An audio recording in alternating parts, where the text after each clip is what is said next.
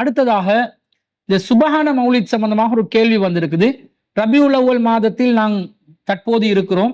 இந்த ரபியுல் அவ்வல் மாதத்துல சுபஹான மௌலித் பரவலாக பள்ளிவாசல்கள்ல ஓதப்பட்டு வருகிறது.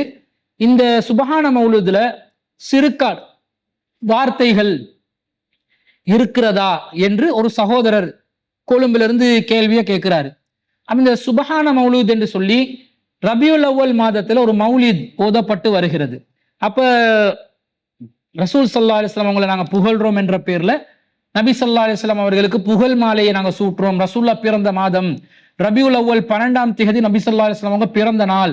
அந்த பிறந்த நாளை நாங்க மகத்துவம் படுத்துறதுக்காக வேண்டி ரபியுல் அவ்வல் 1ஆம் தேதியிலிருந்தே நாங்க ரசூல் ஸல்லல்லாஹு அலைஹி வஸல்லம் அவர்களுடைய புகழ் மாலைகளை பாடுகிறோம் என்று சொல்லி சுபஹான மௌலித் குறையே இல்லாத இந்த மௌலிது வசனங்கள் மௌலித் வரிகளை வைத்து நாங்கள் ரசூல்லாவை புகழ்றோம் என்ற பேர்ல சில பாடல்களை பாடுறாங்க, பைத்துகளை ஓதுறாங்க.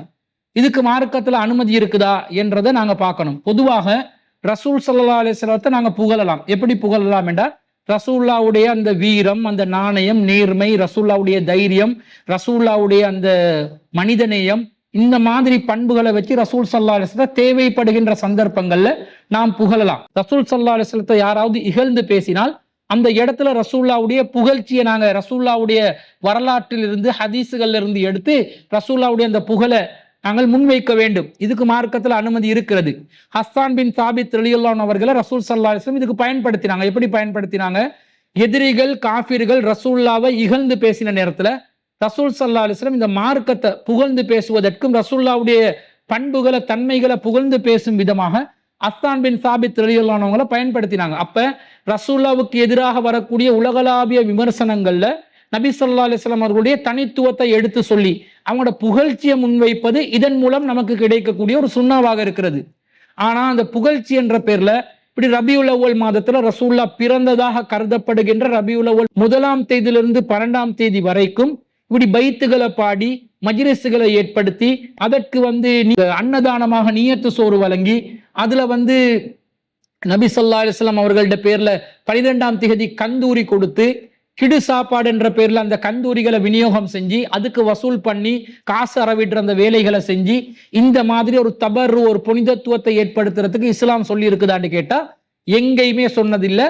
அது நபி ஸல்லல்லாஹு அலைஹி வஸல்லம் அவர்களுடைய நடைமுறைக்கு மாற்றமானது. சஹாபாக்கள் செய்யாத எந்த ஒரு நல்லறிஞர்களும் பரிந்துரைக்காத மிக மிக பிற்காலத்தில் வந்த ஒரு நூதன அனுஷ்டானம் பித்அத்தாக இருக்கிறது.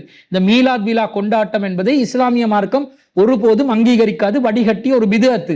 இப்ப இந்த ரசூல்லாவை புகழ்றாங்கன்னு சொல்றாங்களே, அதுக்கு புகழ்றதுல என்ன பிரச்சனைன்னு கேட்கிறாங்க. புகழ்வதாக இருந்தால் ஒரு வரம்புக்குள்ள இருந்து ரசூல் ஸல்லல்லாஹு அலைஹி வஸல்லம் புகழணும். சஹீஹ் புகாரில 3445வது செய்தியில அப்துல்லா இப்னு அப்பாஸ் ரலியல்லாஹு அன்ஹு அறிவிக்கிறாங்க, ரசூல் ஸல்லல்லாஹு அலைஹி வஸல்லம் மிம்பர் மேல யகூலு அலல் மிம்பரி சமியத்து நபி ஸல்லல்லாஹு அலைஹி வஸல்லம் யகூல், மிம்பர் மீது அமர்ந்தவர்களாக ரசூல் ஸல்லல்லாஹு அலைஹி வஸல்லம் சொன்னதை நான் கேட்டேன். லா துத்ரூனி கமா அத்ரத்தில் நசாரா இப்னு மரியம, ரசூல் ஸல்லல்லாஹு அலைஹி வஸல்லம் அவர்கள் மிம்பர் மீது இருந்து கொண்டு சொன்னார்கள், மரியமுடைய மகன் ஈசா அவர்களை கிறிஸ்தவர்கள் வரம்பு மீறி புகழ்ந்ததை போன்று என்னை வரம்பு மீறி புகழாதீர்கள். ஃபஇன்னமான அப்துஹு, நான் அல்லாஹ்வின் அடியாராகத்தான் இருக்கிறேன். ஃபகூலு அப்துல்லாஹி வ ரசூலுஹு, நான் அல்லாஹ்வுடைய அடியாரும் அவனுடைய தூதரும் என்று தான் நீங்க சொல்லணும். இதை தாண்டி எதையுமே நீங்க சொல்லிடாதீங்க, வரம்பு மீறிடாதீங்க என்று சொல்லி அல்லாஹ்வுடைய அந்த அடிமை என்ற இடத்துல ரசூலுல்லாஹ்வுடைய அந்த ரிசாலத்தை முன்னிறுத்தி ரசூலுல்லாஹ்வை புகழணும் என்றது இந்த செய்தியிலிருந்து நாங்க பார்க்கிறோம். ஆனா இந்த சுபான மௌலித் என்ற இந்த வைத்துகள்ல ரசூலுல்லாஹ் வரம்பு மீறி தான் புகழ்றாங்க. ஷிர்கான வார்த்தைகள்ல ரசூல் ஸல்லல்லாஹு அலைஹி வஸல்லம் புகழ்றாங்க. அதுல எந்த மாற்று கருத்தும் இல்லை. இந்த யா நபி சலாம் அலைக்கும் என்று ஒரு பைத்து வருது.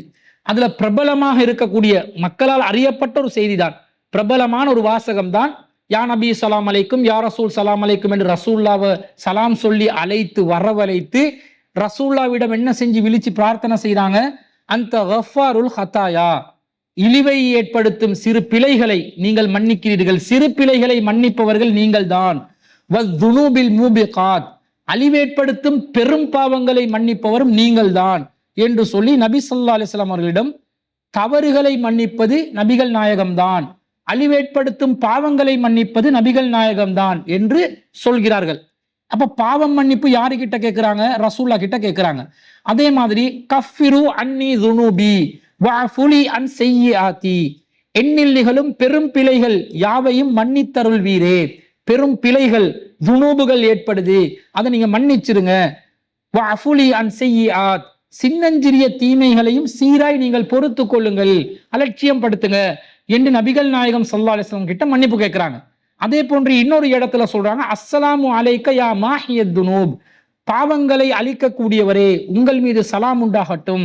அஸ்ஸலாமு அலைக்க யா ஜாலியல் குரூப், கவலைகளை அகற்றுபவரே உங்கள் மீது சலாம் உண்டாகட்டும் என்று ரசூல் ஸல்லல்லாஹு அலைஹி வஸல்லம் அவர்களிடம் தெள்ளத் தெளிவாக பகிரங்கமாக பள்ளிவாசல்கள்ல பாவ மன்னிப்பு கேட்டுக்கொண்டு இருக்கிறாங்க. இப்படி ரசூல்லாவிடம் பாவ மன்னிப்பு கேட்கலாமா? ரசூல் ஸல்லல்லாஹு அலைஹி வஸல்லம் இந்த உலகத்தில் பாவங்களை அழிப்பதற்காக வந்தவர்கள், பாவங்களை துடை தெரிப்பதற்காக வந்தவர்கள். ரசூல் ஸல்லல்லாஹு அலைஹி வஸல்லம் தன்னுடைய காலத்துல எதிரிகள் தனக்கு செய்த தவறுகளை மன்னித்தார்கள், பிறரை மன்னித்தார்கள். ஆனா பாவங்கள் என்று சொல்லப்படுகின்ற ஆன்மீக ரீதியாக நாங்கள் இறைவனுக்கு செய்யக்கூடிய தவறுகளை எப்படி நபி ஸல்லல்லாஹு அலைஹி வஸல்லம் அவர்கள் மன்னிக்க வேண்டும் என்று நாங்கள் பிரார்த்தனை செய்யலாம்? இது மார்க்கத்தில் அனுமதிக்கப்பட்டதா? திருக்குர்ஆன்ல 3வது அத்தியாயத்துல 135வது வசனத்துல அல்லாஹ் தெளிவா இதை தடுக்கிறானே. நம்பிக்கை கொண்டவர்களை பத்தி அல்லாஹ் சொல்லிட்டு அல்லாஹ் கேட்கிறான், வமையஃபிரு ذுனூப இல்லல்லாஹ், அல்லாஹ்வை தவிர பாவங்களை மன்னிப்பவன் யார் என்று அல்லாஹ் கேட்கிறான். இப்ப பாவங்கள் அல்லாஹ் தான் மன்னிப்பான் என்று வந்த பிறகு நபிகள் நாயகம் நம்முடைய தலைக்கு மேல, நம்முடைய உயிருக்கு மேல, நமக்கு எல்லாத்தையும் விட மேல அல்லாஹ்வுடைய அந்த தூதுத்துவத்தை சொல்ல வந்த நபிய நம் உயிரை விட மேலாக நேசிக்கின்றோம். அந்த இடத்துல ரசூல் ஸல்லல்லாஹு அலைஹி வஸல்லம் நாங்க வச்சாலும் அல்லாஹ்ட இடத்துல வைக்கலாமா? அல்லாஹ் பாவங்களை மன்னிப்பதை போன்று நபிகள் நாயகமும் மன்னிப்பார்கள் என்று நாங்கள் சொல்லலாமா, நம்பலாமா, அப்படி பிரார்த்தனை செய்யலாமா என்று கேட்டா செய்ய முடியாது. அப்படி செய்தால் அது ஷிர்க். அல்லாஹ்வை தவிர பாவத்தை மன்னிப்பவன் யார் என்று அல்லாஹ் கேட்கிறார். நபிகள் நாயகத்திடம் பாவம் மன்னிப்பு இவங்க மௌலூதில கேட்டுக்கொண்டு இருக்கிறாங்க. அப்ப ஈசா அலைஹிஸ்ஸலாத்து கிட்ட எப்படி கிறிஸ்தவ சமூகம் பாவ மன்னிப்பு கேட்டாங்களோ அதே நிலையில ரசூல் ஸல்லல்லாஹு அலைஹி வஸல்லம் அவர்களிடம் இவர்கள் பாவ மன்னிப்பு கேட்டுக்கொண்டு இருக்கிறாங்க. இதை எப்படி நீங்க ஷிர்க் இல்லைன்றுவீங்க? இது தெள்ளத் தெளிவான ஷிர்கான ஒரு வார்த்தையாக இருக்குது. இதுக்கு விளக்கம் என்ற பெயர்ல சில சூஃபிகள் என்ன விளக்கம் சொல்றாங்கன்னா, கஃபார் என்ற பாடல் வரிகளுக்கு நபி ஸல்லல்லாஹு அலைஹி வஸல்லம் அவங்க கஃபார் என்று சொன்னாங்க. இது நீங்க ஏன் ஷிர்கா எடுத்துக்கொள்றீங்க? அந்த இடத்துல ரசூல்லாவை நாங்க அழைச்சி ரசூல்லா கிட்ட தான் கேட்கிறோம். ஆனா அதுக்கு பிறகு இன்னொரு பைத்து வருது, ரப்பி இர்ஹம்னா என்ற ஒரு பாடல் வருது.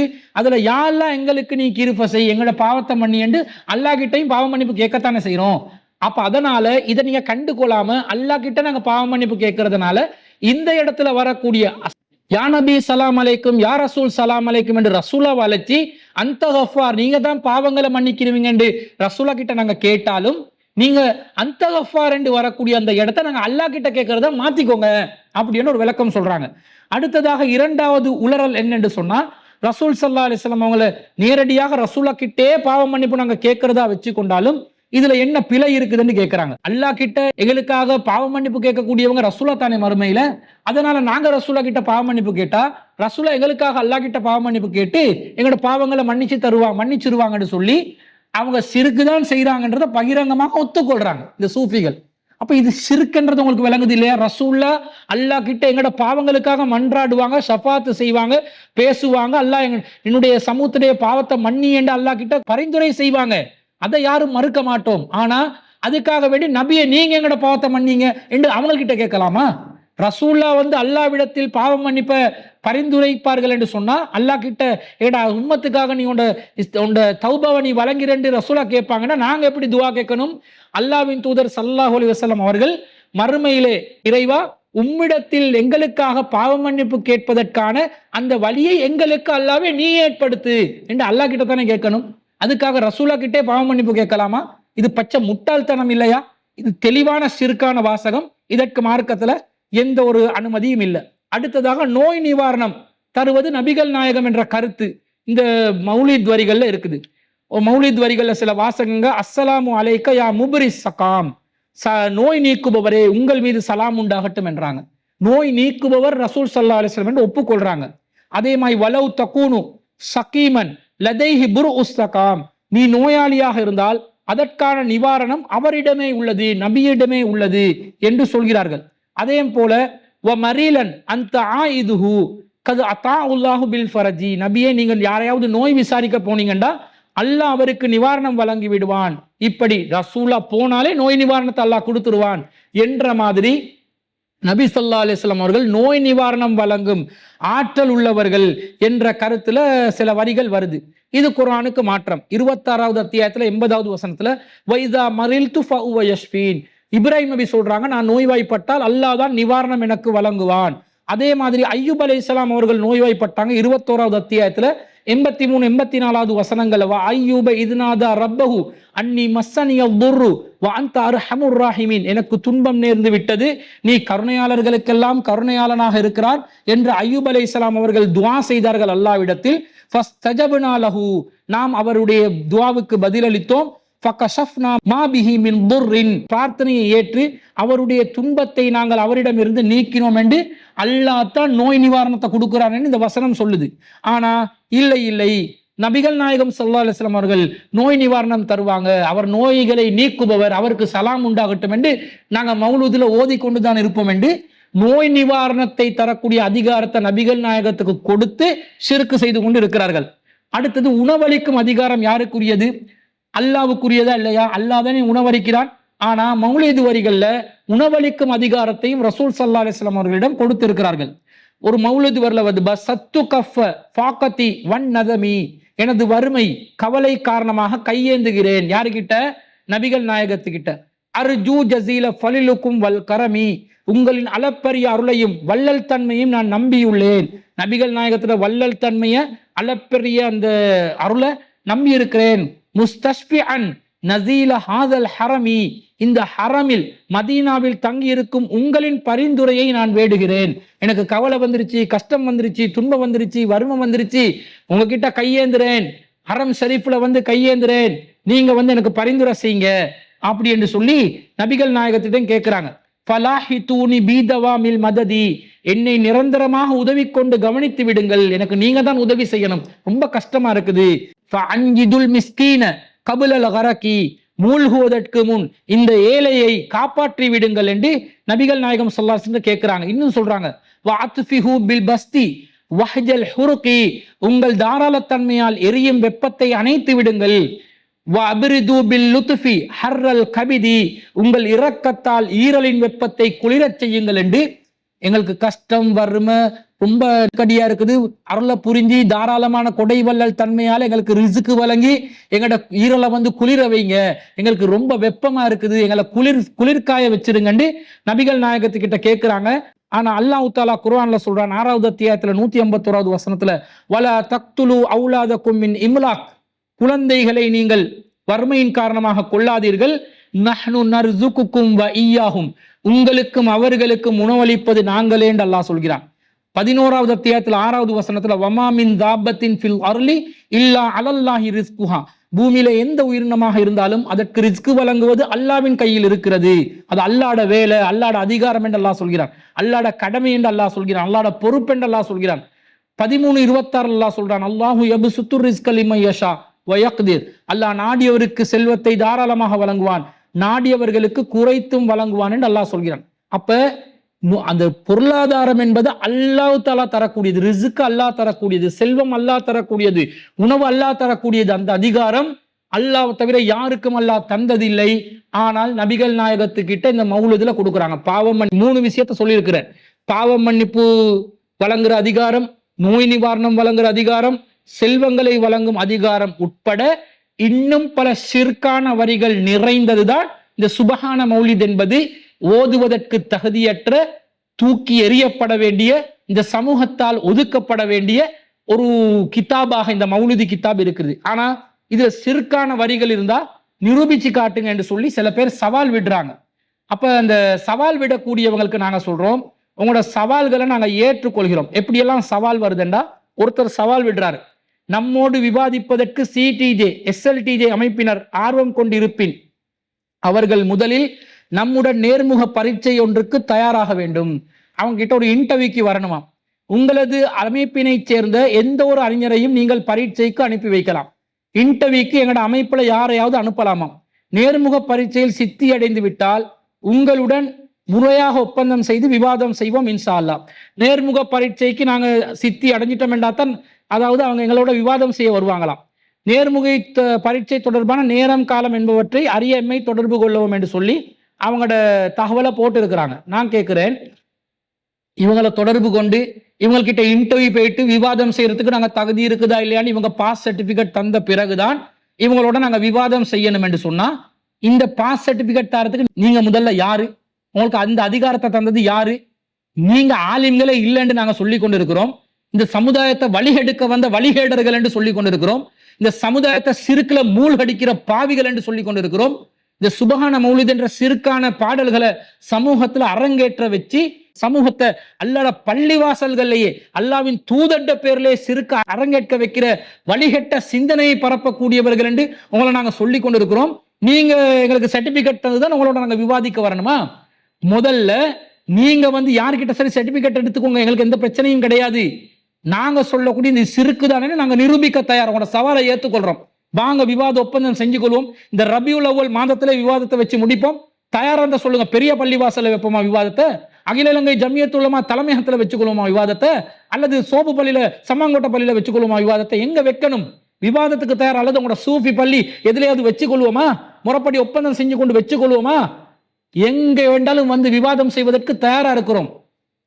இதை விட்டுட்டு இந்த விவாத ஒப்பந்தத்தை செய்யறதுக்குரிய வழிமுறையை விட்டுட்டு உங்களோட நேர்முக பரீட்சை இந்த பூச்சாண்டிகளுக்கெல்லாம் நாங்கள் அஞ்சக்கூடியவர்கள் அல்ல. இன்னொருத்தர் விவாத அறைகூவல் சுபான மௌலிதில் ஒரு வரியேனும் சிறுக்கென நிரூபிக்க திராணி உள்ள எந்த ஆளுமிடனும் பகிரங்க வாட்ஸ்அப் விவாதத்திற்கு தயார். வாட்ஸ்அப்ல விவாதம் செய்யறது, வாட்ஸ்அப்ல எல்லாம் விவாதம் பண்ணலாமா? இல்ல வாட்ஸ்அப்ல விவாதம் செய்வது என்பது பொருத்தமானதா? வாட்ஸ்அப்ல ஒரு விதிமுறை பிரகாரம் விவாதம் செய்யலாமா? வாட்ஸ்அப்ல விவாதம் செய்யும் போது ஆதாரங்களையும் வாதங்களையும் நேருக்கு நேர் விவாதம் செய்வதை போன்று ஒரு விவாத களத்தில் வைப்பதை போன்று அமைத்துக் கொள்ளலாமா? இந்த வாட்ஸ்அப்ல சமூக வலைத்தளங்களுக்குள்ள உள்ள புகுந்து அதுல நேரத்தை வீணடிச்சு கொண்டு விவாதம் செய்வதற்கு நாங்கள் அதை அங்கீகரிக்க மாட்டோம். விவாதம் செய்வதாக இருந்தால் நேருக்கு நேர் வாங்க, ஒப்பந்தத்தை வச்சு தலைமையத்துல ஒப்பந்தத்தை வச்சுக்கொள்ளலாம். வர்றீங்களா? வச்சுக்கொள்வோம். நேருக்கு நேராக இருந்து ஒப்பந்தத்தை வச்சு விவாதத்தை நாங்கள் வைத்துக் கொள்வோம்.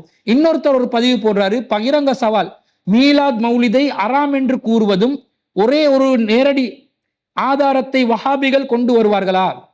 மீலாது மௌலது கூடாது என்பதற்கு ஆதாரம் வேணுமாம், ஆதாரம் இருந்தால் கொண்டு வரட்டுமாம். அப்படி கொண்டு வந்தா வஹாபிகள் கொண்டு வருவார்களா? மார்க்கத்தில் ஹராம் அலால் தெளிவானது அல்லவா? மீலாது பிறக்கின் ஒரு நாள் தான் இருக்குதுன்னு போட்டு இருக்கிறாங்க. அவசரமாக ஆதாரத்தோட வாங்கன்றாங்க. ஆதாரத்தை தானே நாங்க போட்டு அம்பலப்படுத்தி கொண்டு இருக்கிறோம். எத்தனை வீடியோக்கள் இன்னைக்கு நேத்தா போட்டு கொண்டு இருக்கிறோம், எத்தனை வருஷமா போட்டு கொண்டு இருக்கிறோம். வர வேண்டியது தானே, எத்தனை ஆதாரத்தை போடுகிறது? ஆதாரமே இல்லைன்னு நீங்க சொல்ல வேண்டியது தானே, சொல்லுங்க. சிடிஜே என்றும் விவாதத்திற்கு தயார். மௌலிதுல சுபஹான மௌலிதுல சிறுக்கான வாசகங்கள் இருக்கிறது என்பதை தெளிவாக நிரூபிப்பதற்கு நாங்கள் தயாரா இருக்கிறோம். நம்ம தலைமையகத்துல விவாத ஒப்பந்தத்தை வைத்துக் கொள்வோம், அல்லது நீங்க சொல்லக்கூடிய அல்லது பொதுவான ஒரு இடத்துல விவாத ஒப்பந்தத்தை வச்சுக்கொள்வோம், விவாதத்தை வச்சுக்கொள்வோம். விவாதத்துல இந்த மௌலிதுக்கும் இஸ்லாத்துக்கும் சம்பந்தமே இல்லை. இது சிறுக்கு தான் நிறைஞ்சிருக்குது. ரசூல்லா இந்த மௌலிதை ரசூல்லா இவருடன் இருந்தால் இதை தூக்கி எறிந்தே தான் தீர்வார்கள் என்பதற்குரிய ஆதாரங்களை முன்வைத்து இது சிறுக்கென்றதை நிரூபிச்சு இது சமுதாயத்திலிருந்து ஒழித்து கட்டப்பட வேண்டிய ஒரு வடிகட்டிய பிதஅத் ஒரு சிறுக் என்பதை நிறுவுவதற்கு நாங்கள் தயாராக இருக்கிறோம் என்பதை கூறிக்கொள்கிறோம். இந்த விவாத சவால் ஓப்பன் டிக்ளரேஷன், யாரா இருந்தாலும் ஏற்றுக்கோங்க, முறைப்படி எங்களை தொடர்பு கொள்ளுங்க, விவாத ஒப்பந்தத்தை வச்சு விவாதத்தை செய்து கொள்வோம் என்பதை கூறிக்கொண்டு இந்த விவாத சவாலை நாங்கள் ஏற்றுக்கொள்கிறோம் என்பதையும் உத்தியோகபூர்வமாக அறிவித்துக் கொள்கிறோம்.